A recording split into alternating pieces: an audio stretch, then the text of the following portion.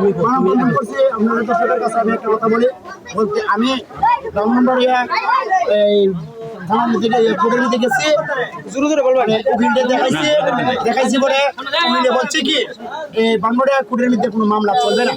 হ্যাঁ, এই যে জায়গায় ঘটনা হয়েছে এই জায়গার মধ্যে গিয়ে এই মামলা করতে হবে।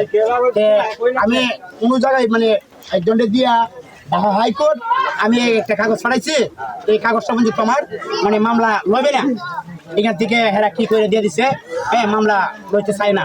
আমি আপনারা মানে ডক্টর ইউনূসের কাছে আমি বিচার চাই, আর মানে জনগণের কাছে দেশবাসীর কাছে আমি এই বিচারটা আমি চাই, সুস্থ বিচার চাই, আর এর ফাঁসি চাই, এর ফাঁসি চাই আমি। কার ফাঁসি চাই?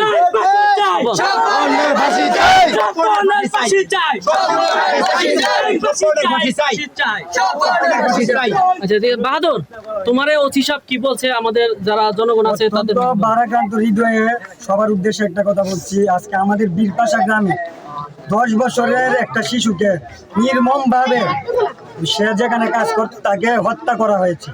আমাদের ধারণা টেকপাড়ার মোহাম্মদ স্বপন মিয়া অন্যান্য সহযোগিতা নিয়ে পরিকল্পিতভাবে ইয়াসিনকে হত্যা করে লাশটা ঝুলানো হয়েছে। হত্যা তো করা হয়েছে, তারপরে আবার আমাদেরকে ছাড়া লাশটাকে পোস্টমর্টম করা হয়েছে। আমরা স্পষ্টভাবে বলতে চাই, আমরা যদি এই হত্যার বিচার আমরা না পাই, তাহলে আমরা আন্দোলন যতদিন পর্যন্ত বিচার না পাবো আমরা আন্দোলন চালিয়ে যাব। আমাদের সন্তান, আমাদের ভাই, আমাদের বাতিজা মোহাম্মদ ইয়াসিনকে তারা হত্যা করে লাশটাকে ঝুলিয়ে রাখা হয়েছে।